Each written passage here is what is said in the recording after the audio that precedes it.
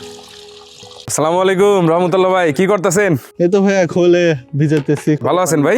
জি ভাইয়া, আলহামদুলিল্লাহ ভালো আছি ভাইয়া। খোল ভিজাইতেছেন নাকি? জি খোল ভিজাতেছি ভাই। এই খোল কি পুকুরে দিবেন? জি পুকুরে দেওয়া হবে। কতটুকু করে দেন শতাংশে? শতাংশে আপনার 200 গ্রাম। আচ্ছা, ভালোভাবে প্রসেস করছেন তো? জি প্রসেস করে। আচ্ছা, তো আমরা তো জানি আপনি একজন নতুন উদ্যোক্তা জি এবং নতুন হিসাবে এসে তেলাপিয়া চাষ করে ভালো পরিমাণ লাভবান হয়েছেন এবং দ্বিতীয় হারভেস্টও করতেছেন। জি তো এই যে এসে তেলাপিয়া কিভাবে চাষ করেন এবং এই যে খৈলের মতো বিভিন্ন জিনিস দিয়ে আপনি পুকুরের যত্ন দেন, জি। খাবার দেন, এই সম্পর্কে আমরা জানবো। সময় দেওয়া যাবে তো ভাই? জি অবশ্যই ভাইয়া, সময় আছে ভাইয়া।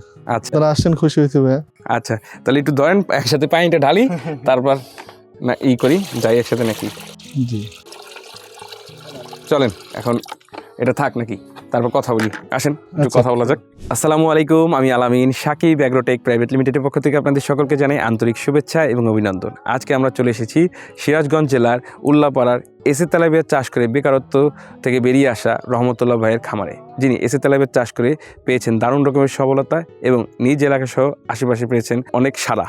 তো চলুন আর দেরি না করে চলে যাই রহমতুল্লাহ ভাইয়ের কাছে, যেখানে রয়েছে পরিশ্রম, পরিকল্পনা এবং আমাদের পণ্যের বাস্তব ফলাফল।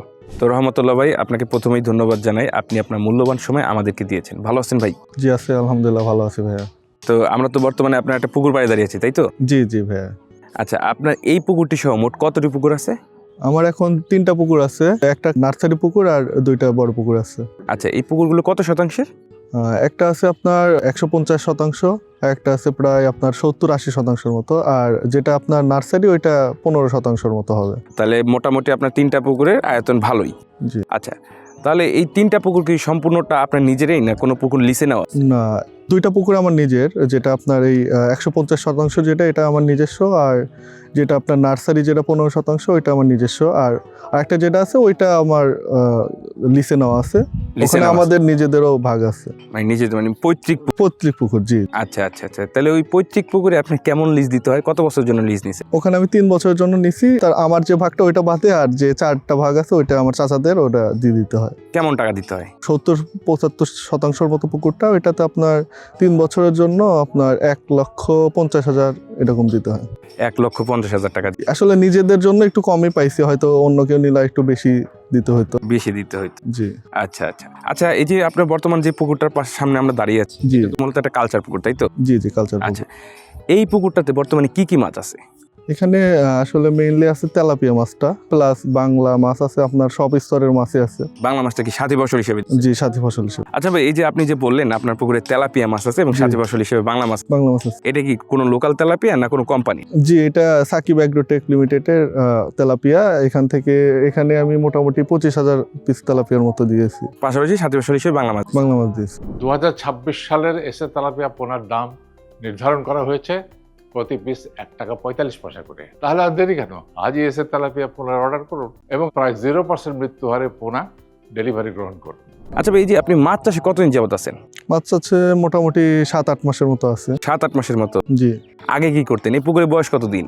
এই পুকুরের বয়স 3 বছরের মতো। 3 বছরের মতো? আর আপনি মাছ চাষে 7-8 মাস কি পৈতৃকভাবে কেউ করতো নাকি? না, এই পুকুরটা আসলে প্রথমে লিজ দেওয়া ছিল। তো এই পুকুরটা যারা লিজ ছিল ওরা আসলে চলে যাওয়ার কারণে আমি মানে পড়াশোনার পাশাপাশি বসেই ছিলাম। তো পরে আমার কাজিন ছিল, কাজিনের সাথে আমি প্ল্যানিং করে যে বসে না থেকে পুকুর চাষ করি। আর আমি সাকিব ভাইয়ের ইউটিউব চ্যানেল অনেকদিন হলো ফলো করতেছিলাম, ওনাদের এসে তেলাপিয়াটা দেখে আমার মনে হয়েছে যে এটা করা ভালো।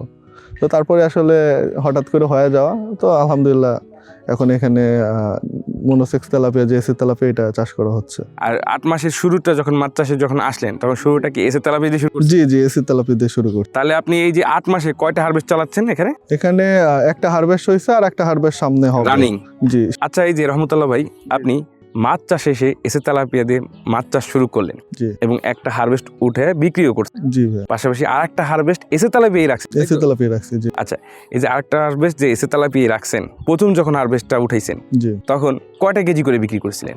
তখন আমি আসলে দুইটাতেও বিক্রি করছি, তিনটাতেও বিক্রি করছি। লাস্টের দিকে আমি দুইটাতে বিক্রি করছি, প্রথমের দিকে আমি তিনটা চারটা এরকমে তিনটাতে বেশি বিক্রি করছি, চারটাতেও মানে প্রথমের দিকে চারটাতেও বিক্রি করছি।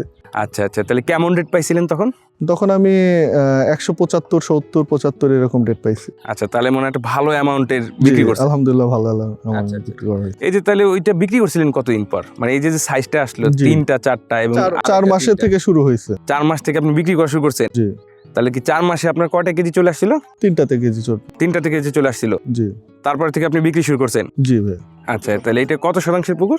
এটা 150% পুকুর। আচ্ছা, তাহলে তো শতাংশে আপনার 250 করেও পড়ে নেই, কমও পড়ছে। কমও পড়ছে। হ্যাঁ, কারণ আপনি প্রায় 100 শতাংশে 25,000 মাছ দিতে পারতেন। জি, তাহলে আপনি 48 শতাংশে আপনি দিচ্ছেন কত করে? 148% দেওয়া হয়েছে 25,000 পিস। হিসাবে তো 170 থেকে 200-এর মধ্যে। 200-র মতো আছে। তাহলে আপনি শতাংশে কতগুলো করে তেলাপিয়া দিলেন? 200 পিসের মতো হয়তো গড়ে শতাংশে 200 পিসের মতো তেলাপিয়া, তেলাপিয়া তাই দেওয়া তো? হয়েছে। জি এই যে সাথী ফসল হিসাবে জি এসে তেলাপিয়ার সাথে বাংলা মাছ দিলেন, জি সেক্ষেত্রে 4 মাসে যে 3টা কেজি করলেন, জি, বাংলা মাছে কি এসে তেলাপিয়ার গ্রোথ আসতে কোনো সমস্যা করছে? না, না। দিছে?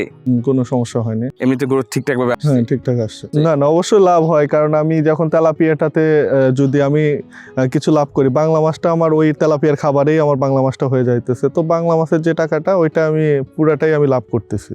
ওটা তো আমার এক্সট্রা কোনো আমার খাবার লাগতেছে না। মানে এক খাবারে আপনি এক খাবারে দুইটা আমার বাংলা প্লাস আপনার তেলাপিয়া দুইটাই উঠে আসতেছে। এই দ্বিতীয় হারভেস্টে তাহলে আপনি এসে তেলাপিয়া কতগুলো আনলেন?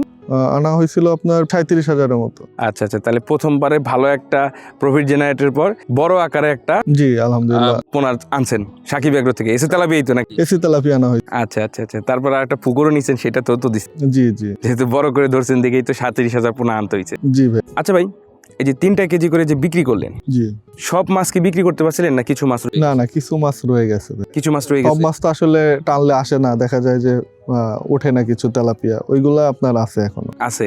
ওইটার সাইজ কেমন হবে? এখন ওগুলো প্রায় আপনার কেজির মতো হয়ে গেছে। আচ্ছা, এই যে 1 কেজি সাইজে যে চলে আসলো জি প্রথম যে এসে তেলাপিয়া আনছেন সেটা, জি, তো এই ক্ষেত্রে আপনার পুকুরে কোনো প্রকার ডিম পাইছেন যে সাইজ বড় সাইজের তেলাপিয়া ডিম দিয়ে দিছে, না বা কোনো পোনা পাইছেন ছোট? না না, কোনো পাইনি। এই যে এত বড় মাছ হয়ে গেছে তাতে ডিম দেয় নাই, না না, ডিম দেয়নি।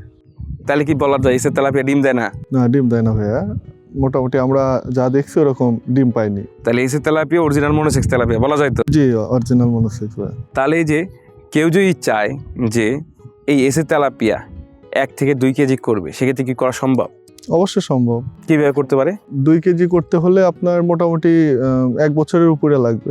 অন্য মাছের সাথে সাথে আপনার তেলাপিয়া খাবার দিলে তেলাপিয়া তো গ্রোথ ভালো, এই এসি তেলাপিয়ার গ্রোথ ভালো হয়। আচ্ছা রহমতুল্লাহ ভাই, এই যে আপনি এসে তেলাপিয়া দিয়ে রাখছেন, জি আপনি তো 200-র নিচে দিছেন, জি হ্যাঁ, কিন্তু এসে তেলাপিয়া তো 250 দিয়েও 4 মাসে 3টা কেজি আনা যায় তো? জি, আনা যায়। আপনি এবার কি 250 করে দিছেন? না, এবার 250-র কমই দিস। 250 পিস করে যদি তেলাপিয়া দিয়ে কেউ এই যে এসে তেলাপিয়াটাকে 1 থেকে 2 কেজি করতে চায়, সেক্ষেত্রে কি করা সম্ভব? না, করা সম্ভব না ভাইয়া। কেন সম্ভব না ভাই? কারণ হলো যে মাছটা যখন বেশি ঘনত্ব থাকে তখন আসলে মাছটা ওইভাবে বড় হয় না। আচ্ছা। যদি মাছটা মাইরা পাতলা করে দেওয়া যায় তখন হয়তো মাছটা মানে গ্রোথটা ভালো আসবে, প্লাস 2 কেজি বা 1.5 কেজি করা সম্ভব হবে। অর্থাৎ ঘনত্ব কমাই দিতে হবে। জি জি, ঘনত্ব এই 250 ঘনত্ব দিয়ে আসলে আসলে এত বড় করা সম্ভব না। অত বড় করা সম্ভব না, কারণ এটা চাপে থাকবে, তাই তো? জি জি এখন এই যে আপনি যে মাছ বিক্রি করলেন, জি বাজারজাত করলেন, জি। বাজারজাতের ক্ষেত্রে আপনি কি দেখলেন বাজারে? কোন মাছটার, কোন সাইজের মাছটার চাহিদা বেশি? সব থেকে বেশি চাহিদা মানে তেলাপিয়াটা 2 পিস বা 3 পিস, এইটাতেই চাহিদা বেশি আসলে আমার মনে হয়। কেন এটা চাহিদা বেশি কেন? কারণ এটা মানুষ যখন কিনতে যায় এটাই আপনার প্রেফার করে, মানে পছন্দ করে যে 2 পিস 3 পিস, যেটা এটা আসলে উঠানো সহজ হয়, আর ওনারা 3 পিসের যে মাছটা ওইটা মানে বেশি চলে, মানে বাজারে বেশি চলে এটা। আমি মাছ চাষি হিসেবে আমার আসলে অল্প সময়ে মাছটা আমি সেল দিতে পারতেছি 2 পিস 3 পিসে, বেশি বড় করতে গেলে একটু সময়টা বেশি লাগতেছে, আচ্ছা আচ্ছা, আমার টাকাটাও আটকে থাকতেছে।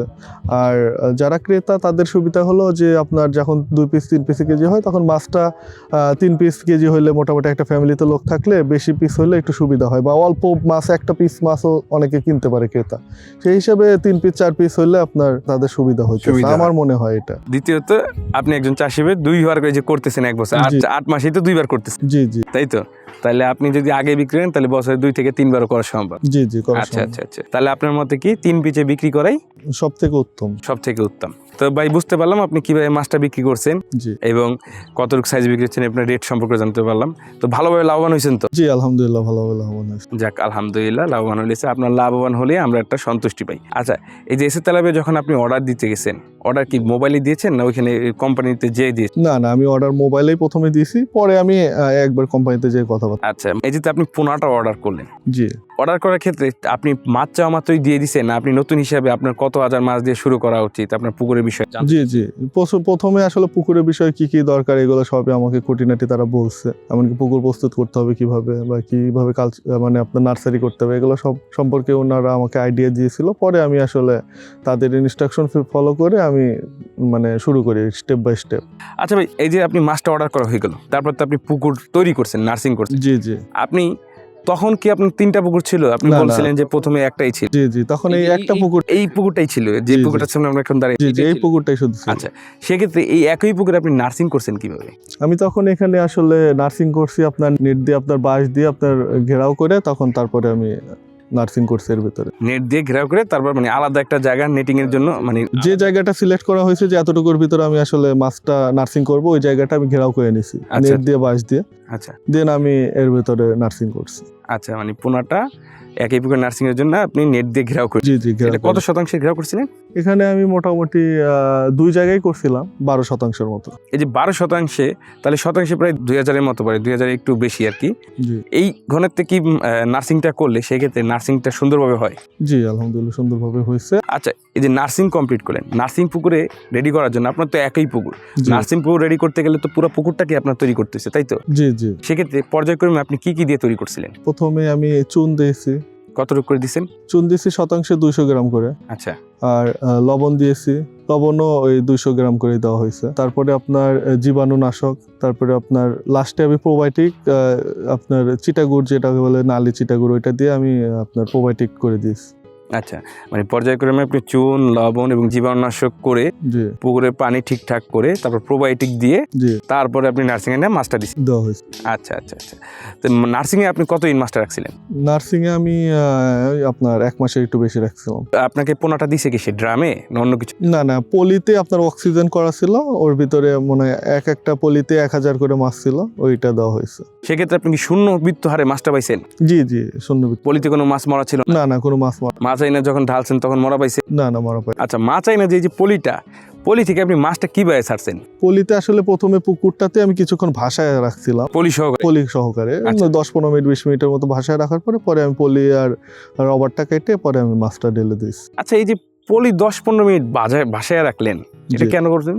এটা করার কারণ হলো যে যেহেতু মাছটা জার্নি করে আসছে, মাছটা যেন এই পানির সাথে স্থিতিশীল হয়, এই পানির তাপমাত্রার সাথে যেন সামঞ্জস্য সামঞ্জস্য আসে, এর জন্য আমি ওকে মানে 10-15 মিনিট 20 মিনিট ভাসায় রাখা হয়েছে। বাসায় রাখছিলেন। তো মাছটা তো আপনি হাতে পেলেন, তারপর নার্সিংয়ে দিছেন, তাই তো? জি, আচ্ছা, নার্সিং অবস্থায় আপনি প্রথম কি খাবার দিছেন?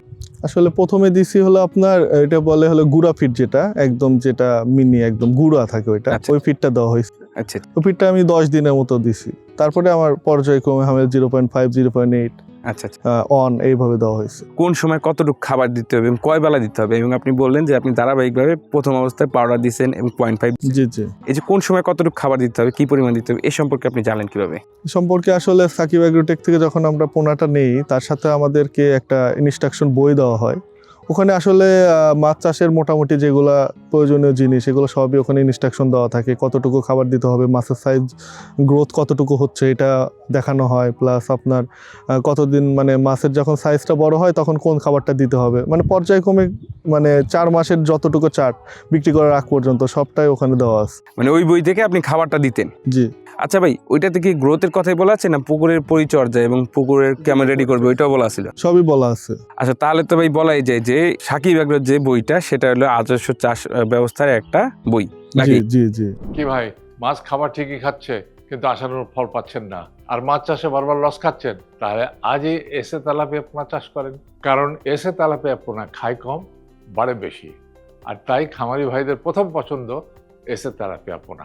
আচ্ছা ভাই, এই যে আপনি যে খাবারটা দিচ্ছেন জি, এটা কি ভাসমান দিছেন না ডুবন্ত দিছেন? ভাসমান ফিডটা দেওয়া হয়েছে। আচ্ছা, এই যে ভাই ভাসমান ফিড যে দিলেন, ভাসমান ফিড দিলে উপকারটা হয় কি? ভাসমান ফিডটা দিলে উপকার হয় যে আপনার যে ফিডটা দেওয়া হয় ওই ফিডটা আসলে মাছ খাইতেছে কিনা বা কতটুকু খাইতেছে এটা দেখা যাচ্ছে, কোনো খাবার নষ্ট হইতেছে না। আর যখন ডুবন্ত ফিড দেওয়া হয় ওই ফিডগুলো আসলে নিচে কি হচ্ছে বা নষ্ট হচ্ছে এটা আমরা তো আসলে ওইভাবে জানতে পারতেছি না।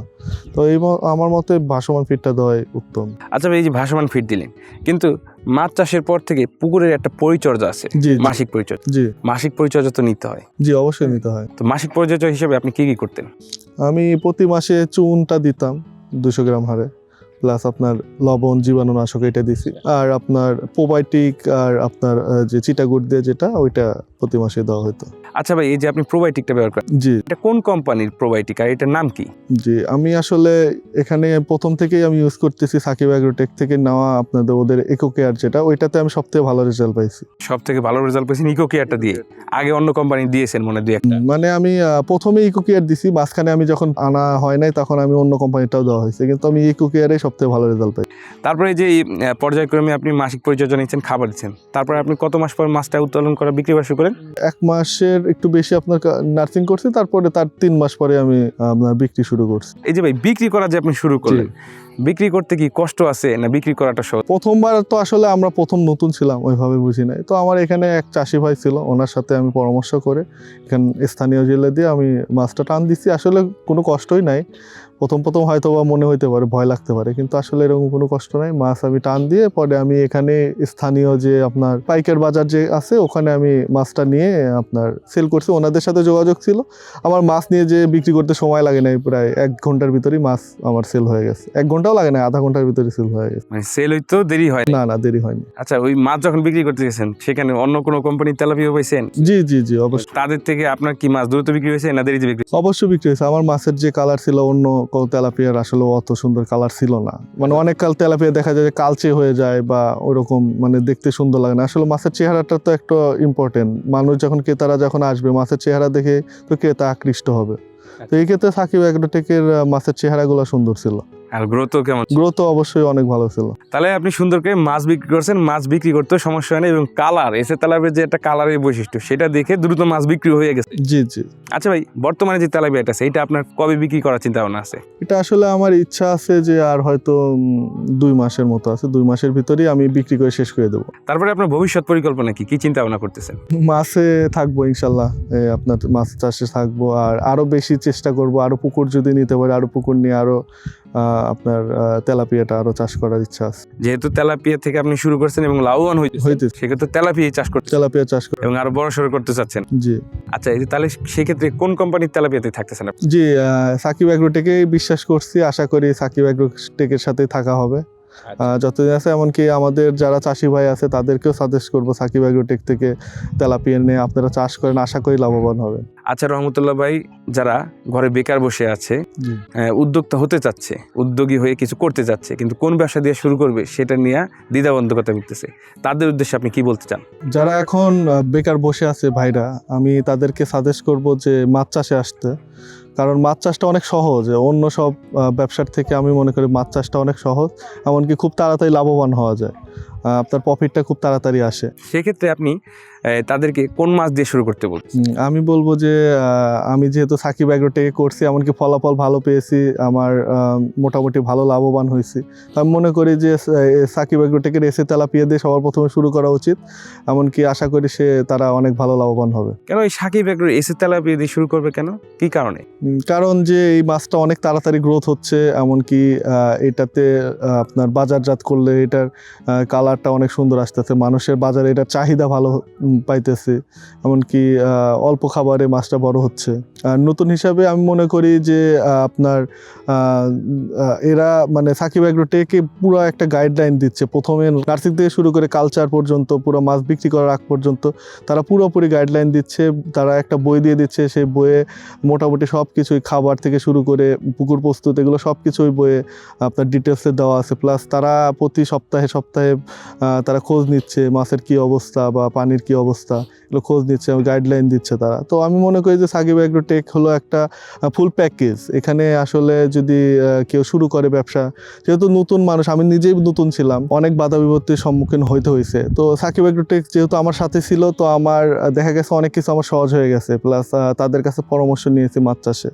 তো তখন আর আমার মনে হয়েছে যে মাছ চাষটা আসলে কোনো কঠিন না, অনেক সহজ, এমনকি অনেক দূর তো লাভবান হওয়া যাচ্ছে। তো এর জন্য আমি সবসময় প্রিফার করবো যে যারা বেকার বসে আছেন তার জন্য সাকিব অ্যাগ্রোটেকের থেকে এসে তেলাপিয়া নিয়ে এখনই মাছ চাষ শুরু করে, এমনকি খুব তাড়াতাড়ি লাভবান হতে পারে, আর বাংলাদেশের বেকারত্ব যেন খুব তাড়াতাড়ি দূর হতে পারে। আচ্ছা রহমতুল্লাহ ভাই, আপনার সাথে অনেকক্ষণ কথা বললাম। আপনার যে ভবিষ্যৎ পরিকল্পনা, এই যে মাছটা আছে এটা বিক্রি করবেন 2 মাস পরে, আপনি বললেন 2 মাস হলে আপনার বিক্রি করার সময় আসবে, তারপরে আপনি নতুন করে আবার বড় পরিসরে এসি তেলাপিয়ায় চাষ করতে চাচ্ছেন। জি জি বড় পরিসরে করবেন বলছেন। জি সেজন্য সাকিব অ্যাগ্রো পরিবার থেকে আপনার জন্য অনেক দোয়া এবং শুভকামনা রইল ভাই।